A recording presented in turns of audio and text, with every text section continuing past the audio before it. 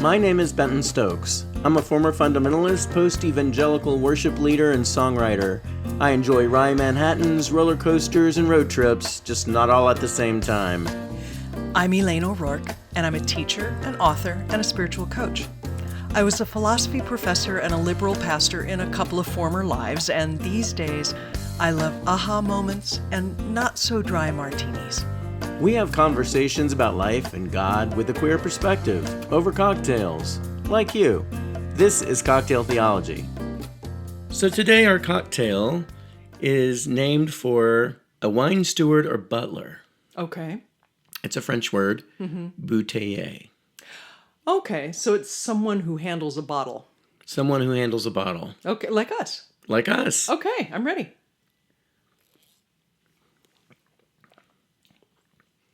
Herbaceous. Well, that's the green chartreuse, but Okay. only a tiny bit. Not very much at all. But it's amazing. Rum. Rum and dry vermouth. And Oh, dry vermouth. dry is the vermouth, other you're getting herbaceous. that. And then it's also got peychaud's, so it's got some Creole Okay. spice. Okay, that explains all of those things. But it must get the color from the peychaud because it's got this kind of golden pink color. Yeah.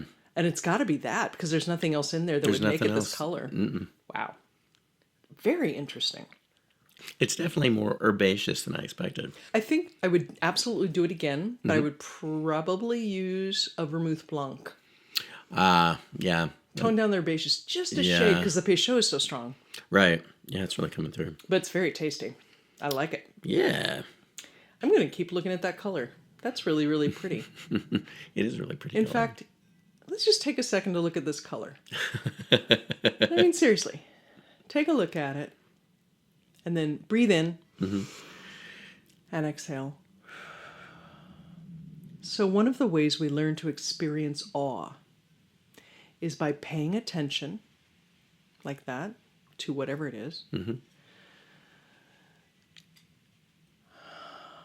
really allowing it to kind of wash over us, like really paying attention to whatever the thing is, and then exhaling, which means you have to inhale if you haven't already inhaled, right?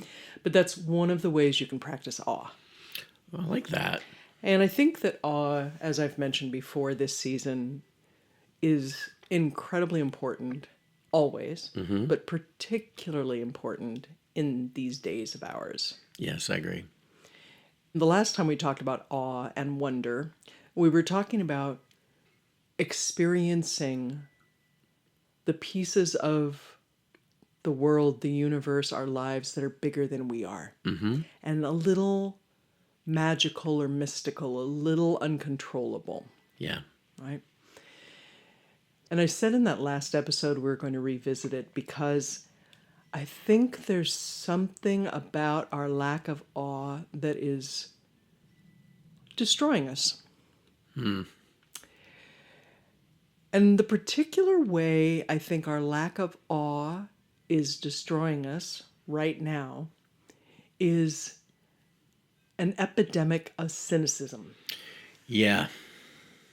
It's in humor, it's in conversation, it's in the way people are talking about the possibility of minor things. Not even talking about changes in paradigm or a shift in the political winds, but minor things. This idea that everything should be under our control, it isn't under our control, and we are prepared to be disappointed by it. Wow. And I think that there's something about that pervasive cynicism, which is a contagious problem, by the way. It is. That could be helped, not solved, helped if we practiced awe more. So before we get on to practicing awe on something other than the color of this cocktail, you were definitely connecting with my saying something about pervasive cynicism. What are you noticing about that? Well, I mean, I'm noticing some of it in myself. Some of it is exhaustion from the news. Everywhere you turn, something terrible, sensational, extreme is happening. to the point where places that I have trusted for information and news, I'm now questioning because of the sensationalism of their reporting or the headlines that are clickbait or, I'm missing genuineness. Like, it feels like everything is meant to elicit a reaction from me. Okay. And I don't like that. Okay. I like to be shown the facts, be told about what happened, and decide kind of for myself what I think about that. I don't like being told what to think about that. Okay. And I feel like right now, media is either, on the right side, they've been doing that for decades. But on the left, we're doing it too. So I'm learning that I have to be really careful about what I let in. And that's something that we should be on guard about all the time. Right. But I think right now, especially, I'm just finding it all very draining. And when I get to the point of being drained that I'm at right now, I have to work harder to find the wonder in most anything. Yes, for sure. And so I'm trying to be really intentional. I'm trying to be intentionally creative. I'm trying to be intentional about what I'm listening to, what I'm paying attention to. I'm trying to notice my own reactions and trying to pay attention to when should I stop looking at this. Like, how much tolerance do I have for Instagram today? Right. And really being aware of it. Right. And when I reach the threshold, putting my phone down. Yep. Like, that's all I can manage today. If it's 2 minutes or 20 minutes, that's all I can manage today. Yep. So I think for myself, that's where I'm noticing some cynicism. It's not that I don't believe that things can get better. And it's certainly not that I don't believe that God is bigger than all of this. Right. But it is so exhausting. It takes so much work. It is. To get above it. Yeah. And it really is getting above it. It's like I feel like I'm swimming in mud and I have to get out and above it, I want to talk a little bit about, thank you. I want to talk a little bit about where cynicism comes from and why it's such a danger. So cynicism comes from our having felt hurt or betrayed.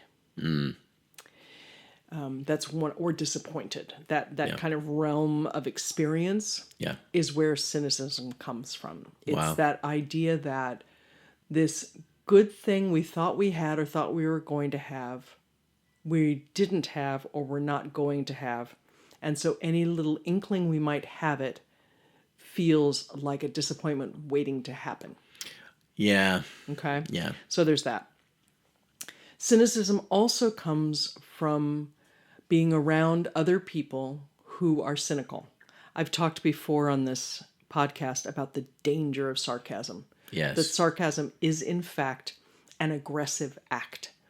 And, it can be very witty, it can be all of those things, but it is an aggressive act. Yeah. Cynicism and the expression of cynicism winds up being a contagious, aggressive act in the same way. And then, part of the other piece that is more social around that is that when we are around people who are negative, we become more negative. Yes. And so if we're reading news that is negative, I want to be clear here. I'm not saying we should avoid negativity, but I'm saying that if that's what we're surrounding ourselves with, we will become more negative. It's like if you listen to Fox all the time, you listen to talk radio all the time, or you're around people all the time who are all, you will absorb it. Yes. So cynicism becomes like this contagion because it is passed from one person to another. Yeah, it sure is. And as you were talking about news and such, what I really thought of was what I think of as the BuzzFeed headline. And pretty much all headlines are BuzzFeed headlines now. Yes. It was going to be like this, but then I discovered something different. Right? And the goal, of course, is to get you intrigued. But you will be disappointed. It's often negative. And even major news outlets that's the way they're framing things in their headlines. Now, I get it. It's attention grabbing, but it contributes to a deep sense of disappointment and betrayal. Yes, it does. So as you're talking about this, I'm thinking, I wonder if in this season, any amount is too much. Like the way that arsenic will collect in the body over time. Mm-hmm. If you're getting a little bit of poison every day, what does that do? I will say for anybody who doesn't know, if you're an Instagram person and you go into Instagram, you can choose whether you're looking at everything they give you or just the people you're following or just your favorites. It is worth doing that. Yes, it is. And then if you go through who you're following and who your favorites are, and they are consistently negative, talking about betrayal, etc., you might just want to unfollow them, unfavorite them for a while. Mm-hmm. Anyway, most social media you can do that with. But it is a little bit at this season, I'm wondering whether it is a little bit like taking a sip of poison every single day. Certainly feels that way. We were just talking last night about how hard it is to find news media that really are trying to just present facts. Yeah. And everyone's going to fail because we're all biased. We all have a point of view. And sometimes point of view is really important, right? But we're at least aiming to let you make your own decision about stuff. Right. They're very hard to find. Yeah. I have a few in my mind, but I would be very open to what people have discovered for themselves. Definitely, yeah. So the other counter to that is, okay, so if you think about your own physical health, okay, part of what we do is build our immune system in order to deal with viruses when they come at us. Yeah. Part of the way you build your immune system is with the practice of awe. Oh, yeah, I like that. Okay? And there are lots of ways to practice awe, but I thought we could talk a little bit about that today. Yeah, for sure. You know, and different people have different things that can give them awe. But a lot of it is really engaging in something that is bigger than you are, or mysterious, or magical, and allowing yourself to just entertain that. I was talking with a friend of mine from work today about the documentary My Octopus Teacher. Oh, okay. Which is marvelous. And I know, My Octopus Teacher, you automatically hear and go, oh my God. But watching something like an octopus live its life and having it narrated so you kind of have some grip about what you're watching. Yeah. Suddenly makes you go, I am nothing like this and I am everything like this. Wow, yeah. Right? And then just sitting with that for a minute, how much am I like an octopus? How much is an octopus like me? And I know that sounds crazy to talk about, but it changes your perspective on other things for just a minute. Yeah. Just a minute. So nature documentaries can be hugely helpful. There's a new one out called The Oceans, and it's narrated by former President Barack Obama. Oh, wow. Which is, you know, he's got a nice voice. It's He nice does. to listen to him. But it's also a really good documentary. Watching things like that expand your world. Oh, that's what the E is for in awe. Expand and exhale.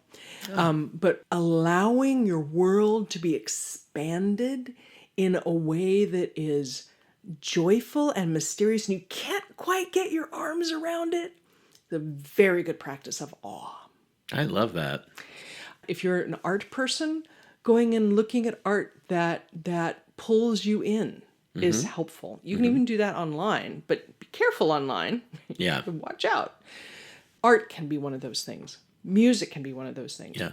But for most of us, it's really more about paying attention to something that isn't trying to get our attention. Right, right. Right? Something that, even if it's not joyful, it's different. Our studio has these garage barn door, I don't even know what you'd call them outside, wooden doors with metal things across them. If I come at it with the right attitude and I look at the wood and I notice the way the wood is painted and the holes in it and where the knots are and stuff, I can actually get engaged in just looking at that. Yeah. That is cynicism immunity being built. I like that a lot. So think about, I'm going to invite our listeners to do this, but you as well, since you have to listen to me going on about this stuff. Think about the things like that can kind of get your attention for a minute. Just anything, any weird thing that can get your attention. What can you think about? Well, there are a couple things that come to mind just from the last couple days. One is I have a digital piano in my room, and it's situated under a window. I did that on purpose. And it looks out at a fence. It's like a redwood fence. And when we first moved into this house 2 years ago, it was very faded and not pretty to look at. Uh-huh. And so I decided this needs to be painted. Like, we need to do this. And so I went and I bought the paint, and I came home and I painted it. Right, it's like that redwood stain that's actually paint. And I cleaned it up, and then I moved. There were some things in front of the fence that I didn't like looking at, so I moved them out of my field of view. And so now I just have this really nice view of this fence.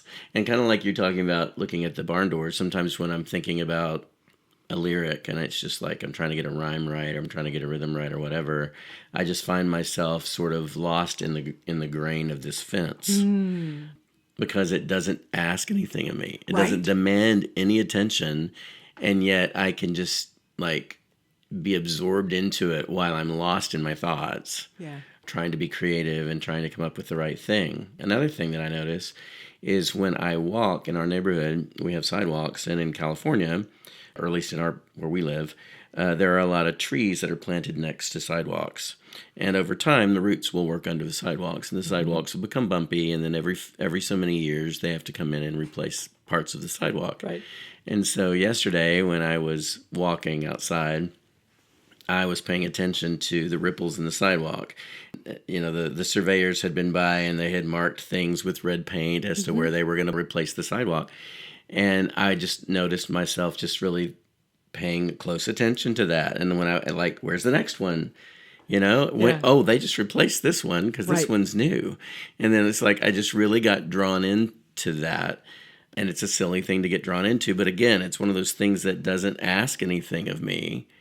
And it's easy to sort of like get wrapped up in those things while your brain is doing something else. And the something else a lot of times is processing something that we really should be processing.